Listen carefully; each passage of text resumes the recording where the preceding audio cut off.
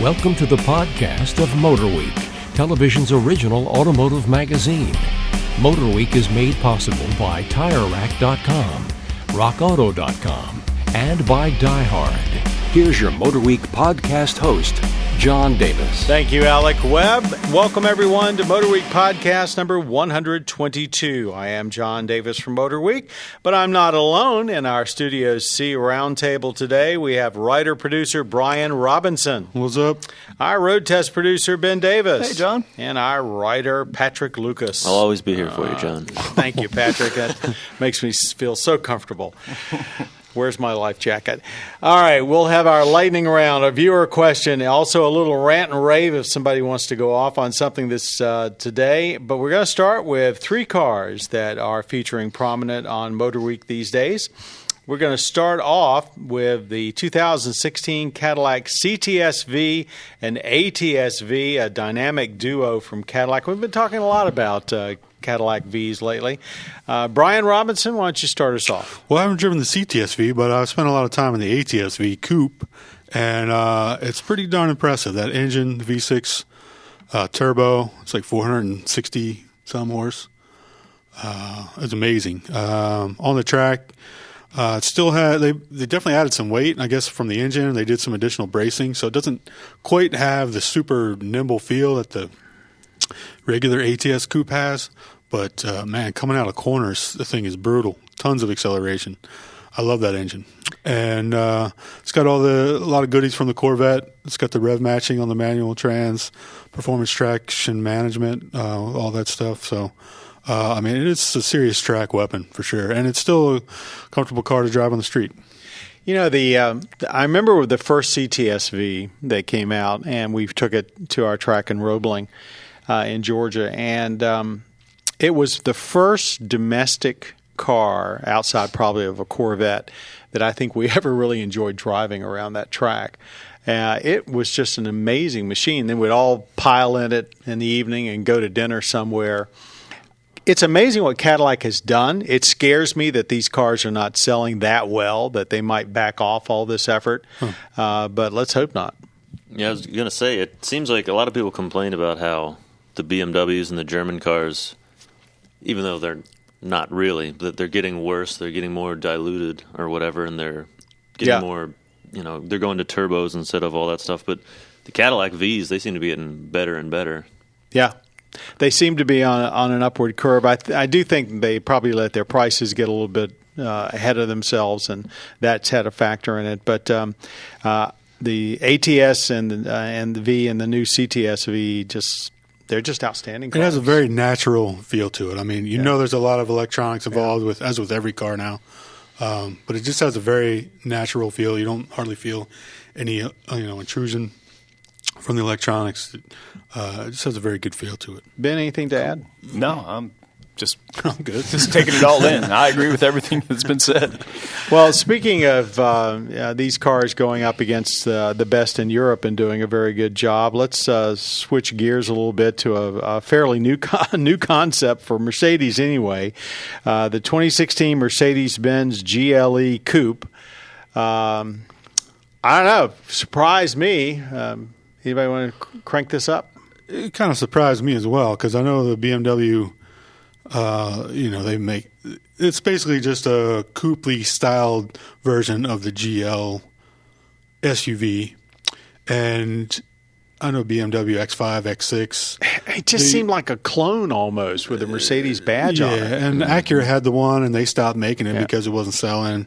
I don't know how many X6s BMW sells, but it doesn't seem like a huge market for me. I guess they charge a lot for them, so that it doesn't have to be a huge market, but it seems like a weird vehicle to me. Am I wrong criticizing the fact that it almost looks like they took a BMW into the studios and said, let's put a Mercedes grill on the front and interior, and out the door it goes. I thought about from like the windshield, maybe like the B pillar back was identical to BMW. Up front was the hood was a little more Mercedes, but it's crazy. You look at it from the back or from the profile, and you're like, I don't know what kind of car that is. I guess a car company that's got enough money to be able to fill every little niche in the market. And my heavens, we see all these German manufacturers just filling these tiny niches. But I get really upset when major marquee brands don't seem to stretch themselves to look different or be different or do something. It bothers me. Yeah, it's almost the exact opposite. Instead of doing something different, it's like, let's do the exact same thing. But I will say it was pretty nice to drive. Oh, nice car. It felt like a very big performance sedan. Didn't feel like a truck or crossover at all, but yeah. Funky. Guess it's time for Cadillac to to put a face and interior on the old Aztec molds. Oh my God, yes. I mean, you look at it and you think, this concept is, we keep the poor Pontiac Aztec. What was wrong with that concept? It was ugly, but now, all right, make it attractive, and that's what they've done, basically. Pretty much. All right. Enough. We beat that horse. 2015 Volkswagen R, in for testing and also for a day at the track. Wow, what a car. Yeah, it's everything you want a Golf to be and more. We got a dissenter here. Benny. Yeah, I mean, I'll take the negative on that. It was for $10,000 over a regular GTI. I was expecting it to be as loud and raspy as the R32s that I remember. Granted, the all-wheel drive is cool, and on Summit Point Shenandoah, it was fun to drive. But for an R designation, I was hoping for the DSG was great. Don't get me wrong, but the quick turns on Shenandoah, I was hoping for a paddle that I could reach up and grab at any stage of the wheel being clocked. Being that they're so small, the paddles are super small, and they're mounted to the steering wheel. So when I've got the wheel half turn, 180-degree turn, the shifters are nowhere near. They're nowhere to be found. So I would have to go down and shift manually with the shifter. Which that's just a little gripe. It was a nice car, but for sure. That's track day is pretty much what that car is designed for. That's a big thing, I think. Yeah, I think I would rather have the boosted power in just the front wheel drive version. I think I might have had more fun.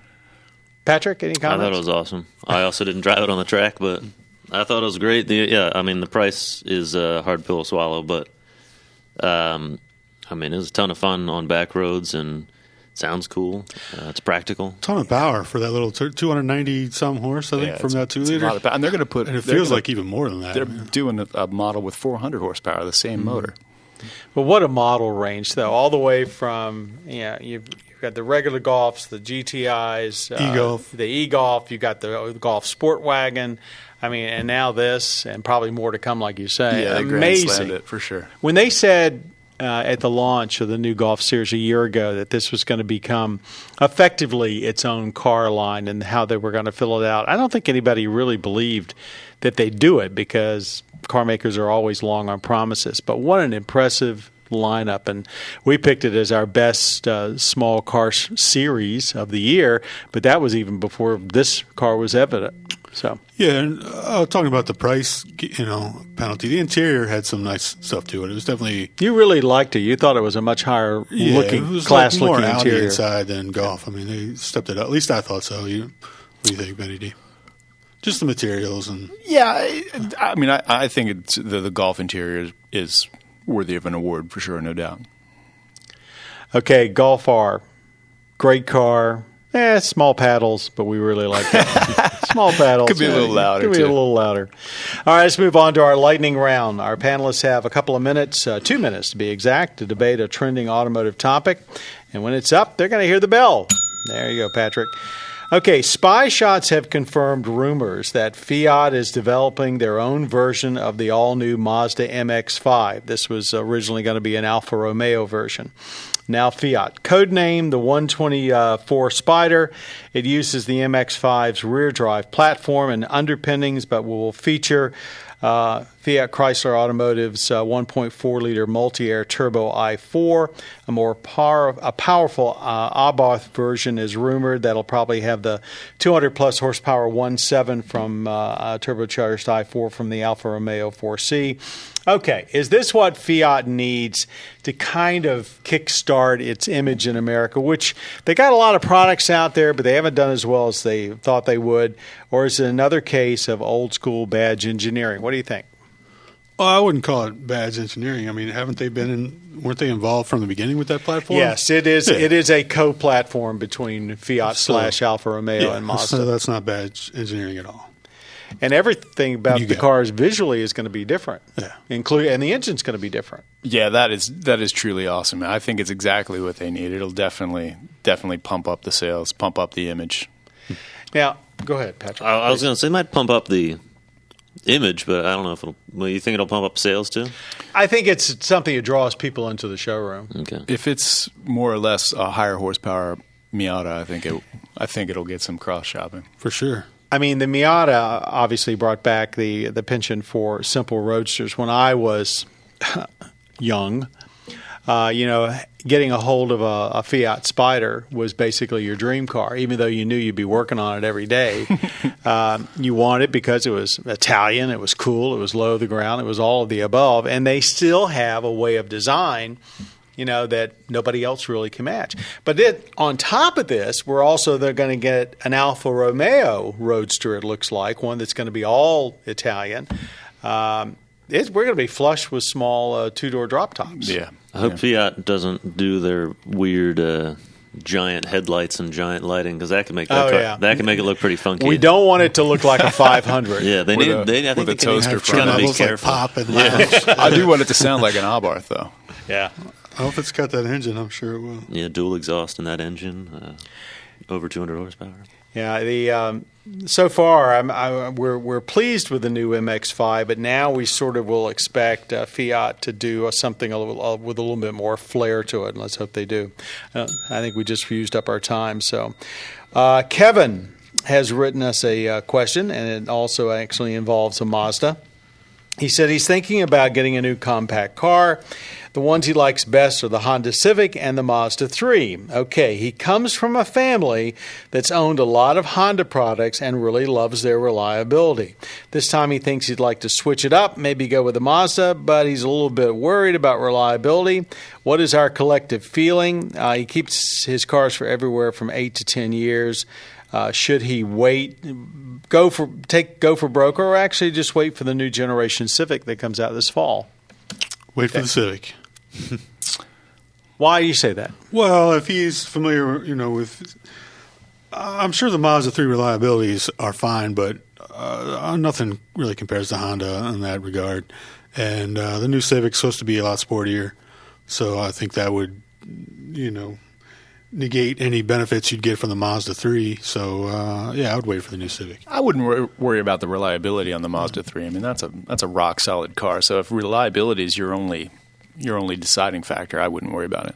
Yeah, I would say the same. I mean, I can't really speak to reliability, but if you're strictly doing sedan... Does that mean you're unreliable? Exactly. Yeah. I mean, you've known me for a couple of years now.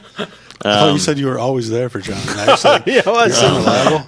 I'm caught. I'm back into a corner now. If you're strictly talking sedans, that's pretty hard to compare because they're both probably going to be good, but the Mazda 3 has the nice hatchback version too, which is pretty clutch. Yeah. Aren't they bringing a Civic hatch this they time are doing around? that. Yeah, they are going to do a Civic hatch. Right. Made in the UK. I guess my feeling is that if you're a longtime Honda fan and you've got a Honda family, I'm not sure you're going to like anything else. You're going to have to park it on the street when you come home for the holidays. They're not going to let it put it in the driveway. Kevin, I'm not sure we answered your question, but maybe we gave you a little food for thought. It seems like you're in pretty good shape whichever way you go there. But I would at least wait and try and see the new Civic before I made a decision. I'm interested to see how the new Civic turns out myself. Okay, let's move along to our rant and rave session. Anybody around the table got something that they'd like to get off John, their chest? I've got I've got one. He's been biting his lip the entire podcast. Go ahead, Ben. We have a Mustang GT convertible in right now, and I've noticed recently, not on just this convertible, but the seat belts are miserable being anchored to the top of the seat, and they ride so high up on my neck that it kind of cuts into it, and there's nothing I can do about it. You mean they come out from the side of the side panels and go over the seat, or are these actually anchored to the seat? Anchored to the floor like a normal seat belt, but they come up and they are attached to the seat themselves through a little. What do you suggest how they do it? Well, like in the Miata, it was attached to a rear portion of the vehicle. If you have a back seat in the Miata, though. That's true. Yeah, install a roll bar or something and tie it to that, or even easier. I have a Tahoe that has a seatbelt that's part of the seat. If you're going to do a convertible, the convertible needs their own seats that are taller. On one side, like a Tahoe. They have that little knob that sticks up on the top. It's of the perched seat. up high. Doesn't some people have one that's adjustable too? Don't the Benz? I think there are some. So that little thing comes in and out of the seat. Simply attaching it to the seat with an afterthought plastic bracket. It's not going to work. You know, I anymore. think you've hit on something. There are so few convertibles that I find the seat belts are comfortable with, because exactly what you say, they ride right over. They rest on the top of your shoulder instead of being somehow elevated like a normal they sedan. rely on your shoulder as part of it. And it is bloody uncomfortable. It is. And you've seen those pads that people made out of fake fur that people buy and stick around them. Seatbelts, you have to wear them. You're stupid to go out without them. So why don't they make them comfortable? They want to save money and not do a seat. This is something I've never thought about, but now every time I get in any car for the rest of my life, it's going to be in the back of my head, and it's always going to bother me now. I hadn't really noticed it. Have you driven the car? I drove the Mustang. Yeah, I didn't really notice it. Now, some of the European products, and I guess there's others out there that have the arm that hands you the seat little belt, retractable BMW BMW arm. 2-Series, I think, had it. Yeah, and they tend to, and that has obviously a loop for support that goes down into the chassis. They tend to ride a little bit higher than the seat, and that seems okay. But actually, the Tahoe solution with basically its own unique seat, that seems to be a good solution. That's the cheapest one, probably. Get it together, car companies. Make your convertibles. They can't just be sexy. They've got to be comfortable, too. Keep my man Ben happy. Yeah, I mean, I think got my back. There's such a small percentage of car sales. I mean, they're not going to put a high priority on convertible seats. But does that mean that the people that pay all that extra money for convertible have to be uncomfortable? Well, they're just going to have to pay a little bit more if you want special seats. I understand. All right. This should be done. Better seatbelts, please, on your convertibles. That wraps up our MotorWeek podcast number 122. I want to thank everyone around the table, plus some more. Our writer-producer, Brian Robinson. Our road test producer, Ben Davis. Patrick Lucas, who also serves as our podcast producer. Yeah. I want to thank our audio engineer, Jillian Kuchman, who's done a superb job of keeping us clear as a bell today. Speaking of the bell, thanks for Patrick for that too. And our podcast creator, Bob Mixter. I want to thank all of you for being a part of MotorWeek every week on public television and also on Velocity and our YouTube channel and our website. It's all out there for you. Thanks very much for letting us know that you appreciate what we do. So for all of us at MotorWeek, thanks very much. And we've got, all right, Patrick, you've got the mic in your hand. What are you going to do with it? Nothing. Just keep doing your thing. I was just doing some acting.